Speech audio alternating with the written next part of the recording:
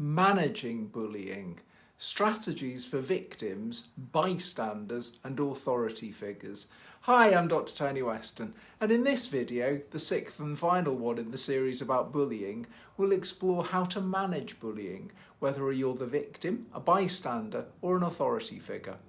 Bullying can cause profound emotional and psychological harm, and there are strategies for effectively addressing it. Whether you're directly involved or witnessing the situation, it's important to understand your role in stopping the cycle of bullying.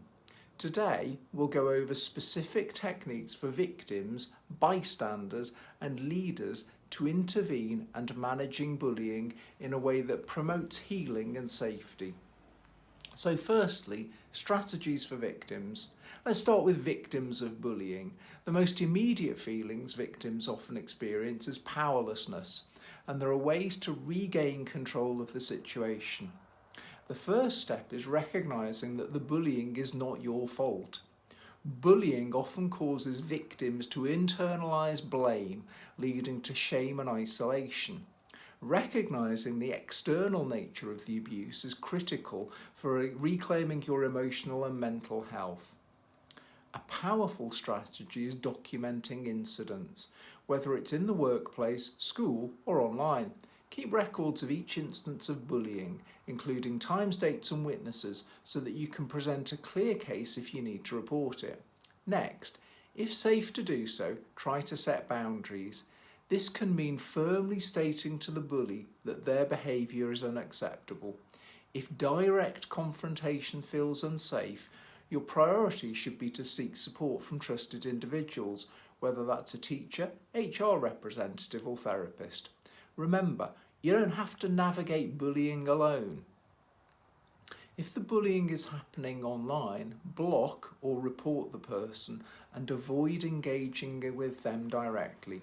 Cyberbullies often thrive on responses, so depriving them of that attention can diminish their influence. Secondly, strategies for bystanders. Bystanders play a pivotal role in bullying dynamics. Research shows that when a bystander intervenes, bullying is far more likely to stop.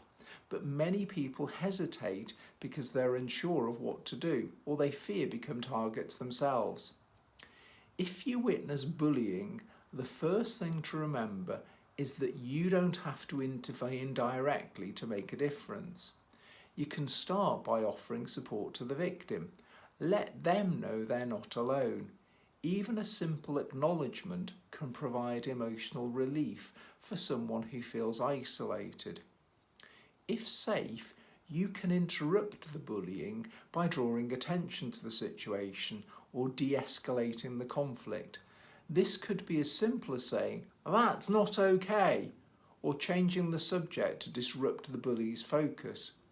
If intervening in the moment feels unsafe, you can report the bullying to an authority figure, whether a teacher, manager or HR. Reporting isn't about getting the bully into trouble, it's about stopping the harm.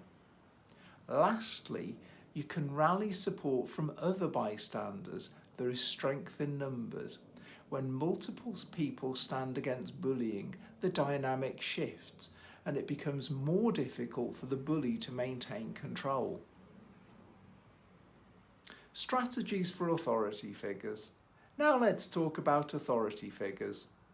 Whether you're a teacher, manager or community leader, your role is vital in managing bullying. The first key is creating an environment of trust where victims feel safe coming forward. This means ensuring that reporting systems are clear, accessible and transparent. Victims must know that their concerns will be taken seriously and acted upon promptly. Once a report is made, it's important to investigate thoroughly. This includes gathering evidence, talking to both the victim and the accused, and checking for witnesses. It's essential to approach this process with empathy and neutrality, avoiding assumptions or minimising the victim's experience. When it comes to consequences, a focus on restorative justice can often be more effective than simple punishment.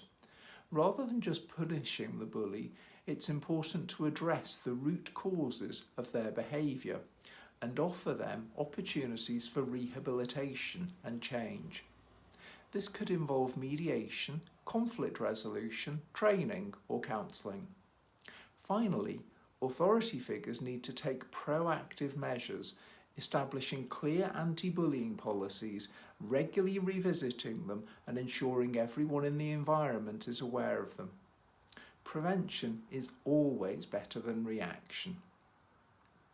The importance of self-care for everyone involved.